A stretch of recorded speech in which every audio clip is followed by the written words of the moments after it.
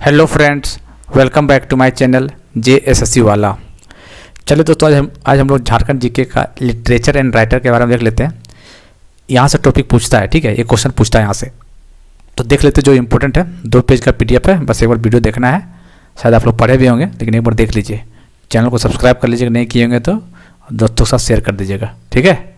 चलिए तो देखते हैं कौन कौन सा है। देखिए दोस्तों, नागपुरी से रिलेटेड हम लोग क्वेश्चन पूछेगा ये कि first poet of Nagpuri language. सीधा पूछ देगा, बताइए पहला पोएट बताना नागपुरी लैंग्वेज का। तो रघुनाथ नृपति, क्या नाम है इनका? रघुनाथ नृपति। या फिर ये पूछ देगा रघुनाथ नृपति कौन है, तो नागपुरी लैंग्वेज का पहला पोएट था, ठीक है।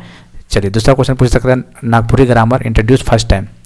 नागपुरी ग्रामर पहली बार इंट्रोड्यूस किसने किया था? EH वेटली ने। नागपुरी ग्रामर EH वेटली के द्वारा, ठीक है।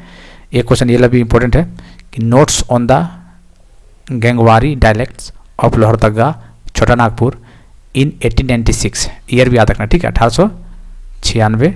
EH वेटली, वही सेम आंसर हो जाएगा, ठीक है। 1896 में। नाग वंशावली कई बार एग्जाम में आ चुका है वाला, बेनीराम मेहता। नाग वंशावली बेनीराम मेहता, ठीक।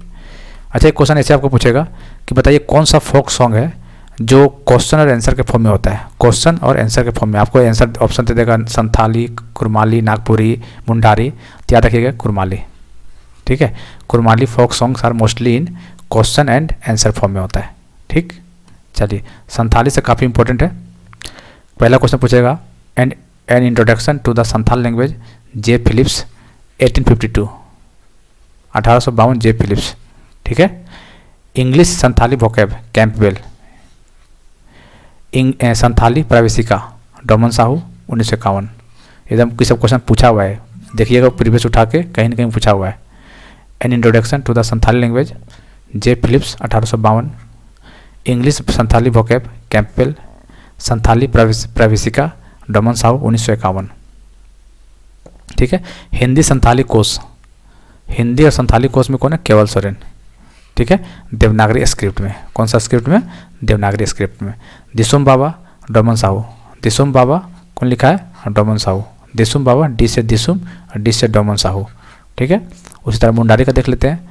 Mundari primer JH विटली 1873। Mundas and their country, ये क्वेश्चन सब आ चुका है, ये सब। AC राय 1912। डेट भी याद रखिएगा, ठीक है। डेट इसी लिख दिए बगल में हम। इंसाइक्लोपीडिया मुंड्रिका हॉफमैन, ये सब क्वेश्चन तो आपको पता ही होगा, कई बार एग्जाम में आ चुका है, ठीक है। मुंडारी फोकटेल PK मित्रा। मुंडारी फोकटेल PK मित्रा, ठीक है, याद रखिएगा। और ये याद रखिएगा जगदीश त्रिनुगायत का, जगदीश बज रही बांसुरी सोसो बोंगा, ये क्वेश्चन आया हुआ है, ठीक है।